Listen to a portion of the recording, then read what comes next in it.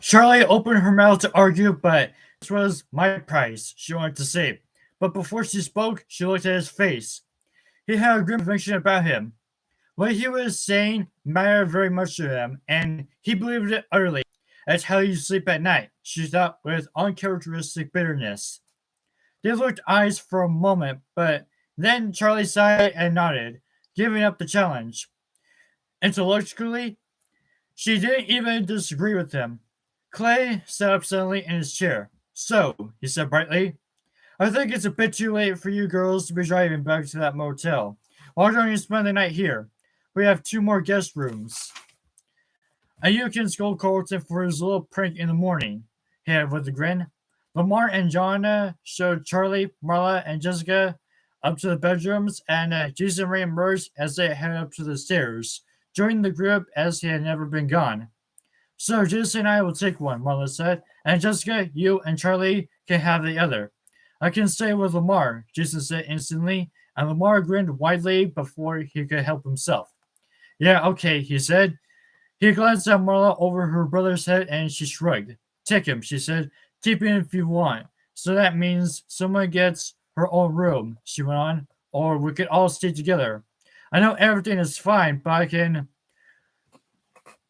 feel like we should stay together. She was voicing Charlie's persistent thoughts from only a little while before, but now Charlie jumped in. I'll take the other room, she said. Marla gave her a dubious look, and even John looked a little surprised. But John just looked at them and said nothing. When the door closed behind her, Charlie sighed with relief. She went to the window. It was, she imagined, nothing in view but the trees. The house seemed completely isolated, though she knew that the driveway and the road were just on the other side. From outside, she could hear nocturnal birds and the rustling of other large creatures on the ground below. She felt unsuddenly restless, wide awake. Looking out the window, she almost wanted to go outside and slip into the woods and see what they concealed. She looked at her watch. It was long past midnight, so with reluctance, she took off her shoes and lay down on the bed.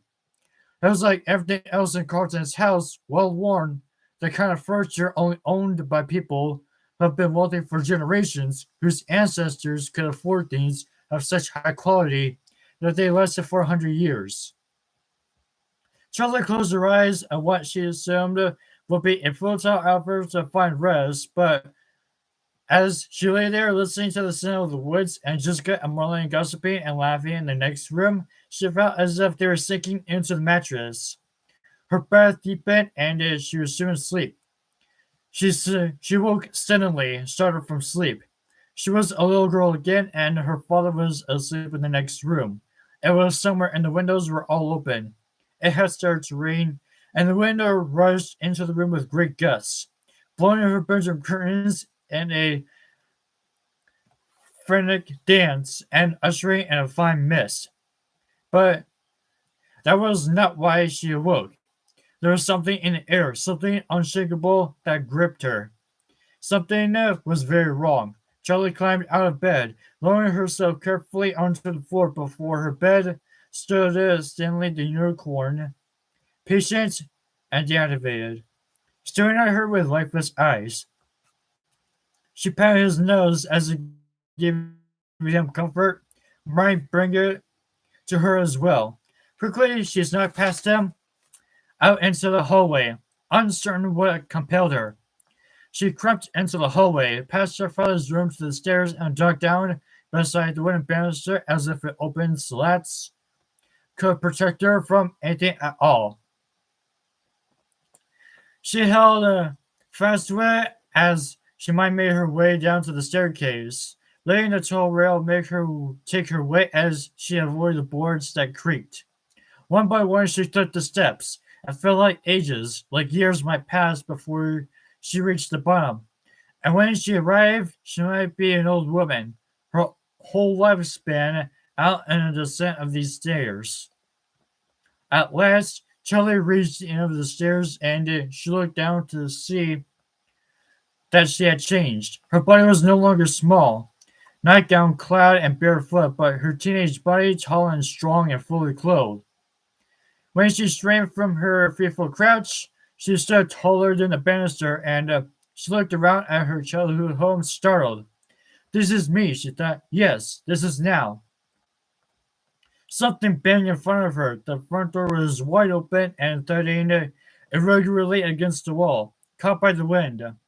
The rain was whipping in, soaking the floor and lashing the carack that stood beside it, rocking it back and forth like it weighed down nothing at all.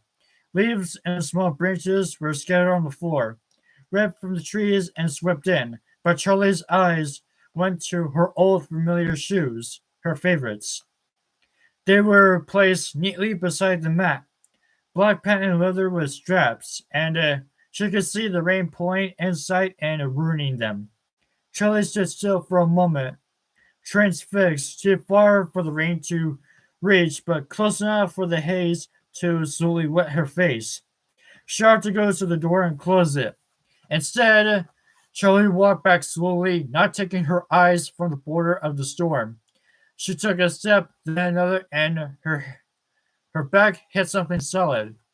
She whirled around, startled, and saw it. It was the thing from her father's workshop, the terrible twitching thing.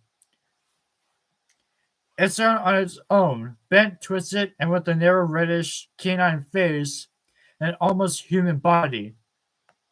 Its clothing was rags, its metal joints and limbs stark and exposed. But Charlie registered only its eyes, the silver eyes that flashed at her on and off, over and over, blinking in and out of existence. Charlie wanted to run, but her feet would not move. She could feel her pulse in her throat, choking her, and she struggled to breathe.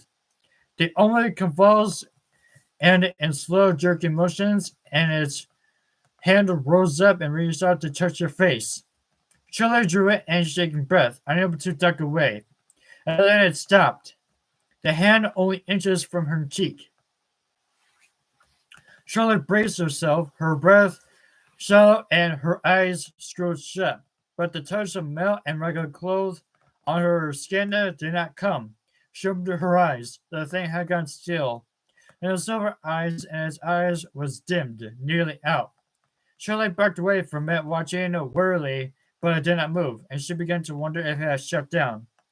Run out of the flooded current that powered out. Its shoulders were hunched forward, helpless, and it stared the way past her as if it were lost. Charlie felt a sudden stab of sorrow for this creature, and that same feeling of lonely kinship she felt in her father's workshop so many years ago.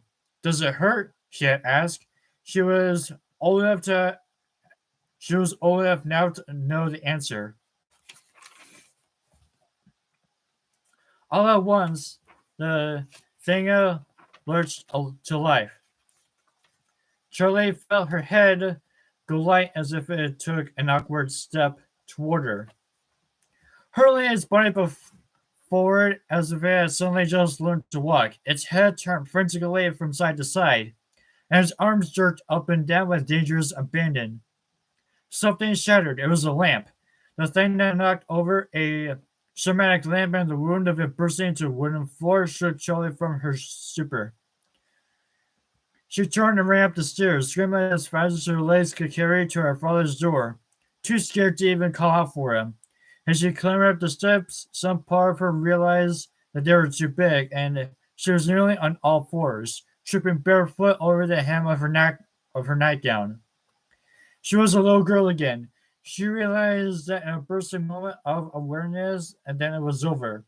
Being a little girl was the only thing she could remember. She tried again to scream for her fellow, but he was already there. She did not need to call him. He was standing in the hall, and she grabbed at his shirt tails and she crouched behind him. He put a hand on her shoulder, sitting here, and for the first time, her father's touch did not make Charlie feel that she was safe. Picking out from behind his back, Charlie could see the thing's ears and its face, as if it climbed the stairs at its fitful, jerking steps.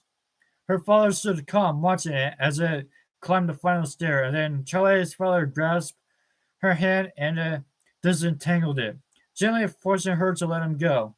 He went forward to meet the thing in large and even strides, but as he reached out to it, Charlie could see that his hands were shaking. He touched the thing, put his hands on either side of its face for a long moment as if he were caressing it, and its limbs stopped, head still moving gently from side to side. It looked almost bewildered as if it too had awakened to something strange and frightening. Charlie's father did something she could not see, and the thing stopped working. Its head drooped, defeated, and its arms fell to its sides. Charlie backed up toward her room, feeling her way along the hall behind her, not daring to look away from the thing until she was safely behind her door. As she looked out one last time to the hallway, she could just barely see the glint from its eyes, cast down at the floor. Suddenly, the little silver lights flickered. The head did not move, but in a slow, calculated arc, the eyes swung up to meet Charlie's gaze. Charlie whimpered, but she did not look away, and then the head snapped out with a creak like something breaking. Charlie startled out of sleep, an involuntary shoulder running through her. She put a hand to her throat, feeling her heartbeat there, too quickly, too hard.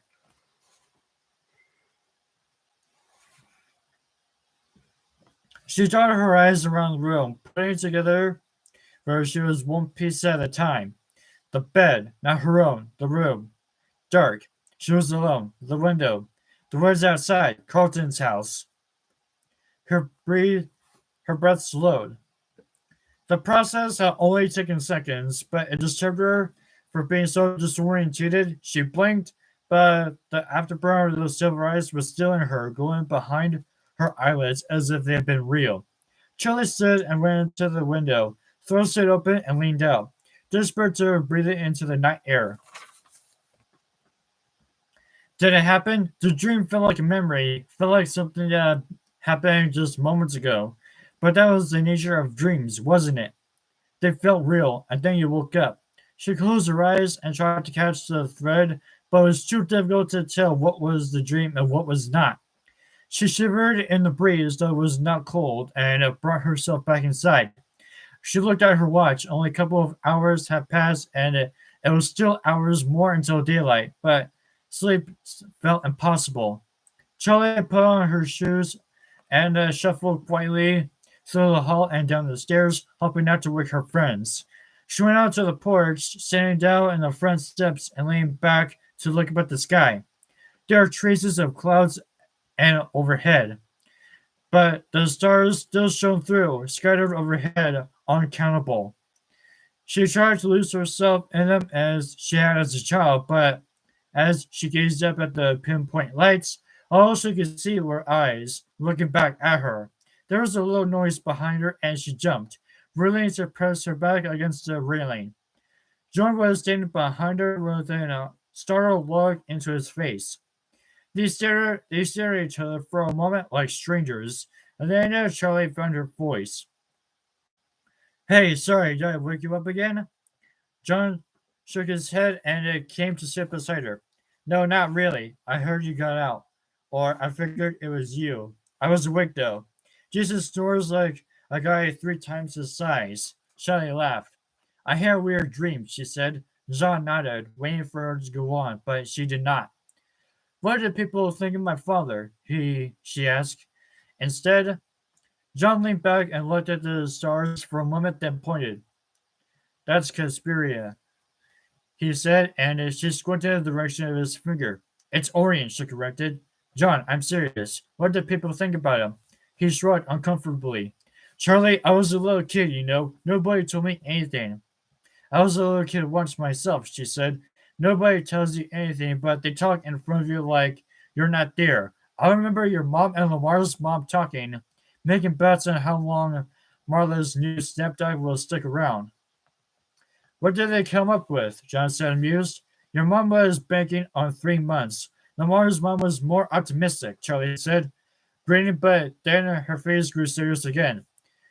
I can tell you know something, she said quietly. and for a moment he nodded. Some people thought he did it, yeah, he admitted. What? Charlie was aghast. She stared at him, eyes wide, scarcely breathing. They thought what? John glanced at her nervously. I thought that's what you were talking about, he said. Charlie shook her head. Some people thought he did it. What did they think of him as a person? Did they think he was odd or kind or I don't know? She shrugged off, flaws in the magnitude of his new truth. People thought he did it. Of course they did. It was his restaurant. The first child to finish was his child. In the absence of a confession or a conviction, who else would anyone think of? Shirley shook her head again. Charlie, John said hesitantly. I'm sorry, I just assumed. You must have known people would think that. Though, if not then now. Well, I didn't, she snapped. She felt a hollow satisfaction when she drew back. She took a deep breath. I know it sounds obvious, she said in more even tones, but it just never, ever occurred to me that anyone would think he was responsible. And then afterward, after he committed, but that would have only reinforced their suspicions. She realized as she said it. People thought it was because of guilt, John said, almost to himself. It was. Charlie felt anger really inside of her. The dam about to break, and she held it back, biting off words in the short, sharp bursts. Of course, he felt guilt. It was his restaurant, his life's work, his creations, and it was all turned to a massacre. Don't you think that's enough? Her voice sounded vicious. Then, to her own ears, apologized. She thought, but she ignored it. People thought he did it. He wouldn't. He couldn't. But if he had, how would he even have known? I knew him. She thought fiercely, but did she? She loved him, trusted him, with the blind devotion of a 7-year-old girl, even now. She understood him with the knowing and not knowing what comes of being a child. When focused on your parent as of during the center of the earth, that thing on which your survival depends, only later do you realize their flaws, their scars, and their weaknesses. Shelley had never had the dawning moment of realization as she grew older that her father was the only human. She had never had the choice. To, to her, he was still mythic, still larger than life, still the man who could deactivate the monsters. He was also the man who made him. How well did she really know him? The rage was gone, still embedded back to whenever it arose from, and she emptied of it, her insides dry and vacant. She closed her eyes and put a hand on her forehead. I'm sorry, she said, and John touched her shoulder for a brief moment. Don't be, he said. Charlotte put her hands on her face. She did not feel like crying, but she didn't want him to see her face. She was thinking of things that were too new, too awful to think in front of someone else. How could I have known if he did? Charlie? John cleared his throat and repeated her name. Charlie, you know he didn't do it, right? Mr. Burke said they know who did it, but they had to let him go. He got away with it, remember? Charlie didn't move, but something like hope stirred inside her. It wasn't him, John said again, and she looked up. Right. Right, of course it wasn't, she whispered.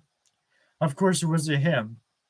She said at a normal pitch. Of course not, he echoed. She nodded, bopping her head up and down like she was gathering momentum.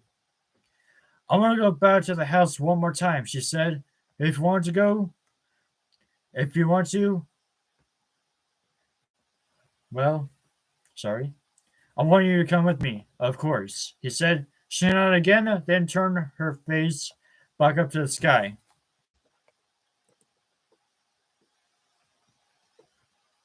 4 days until the party.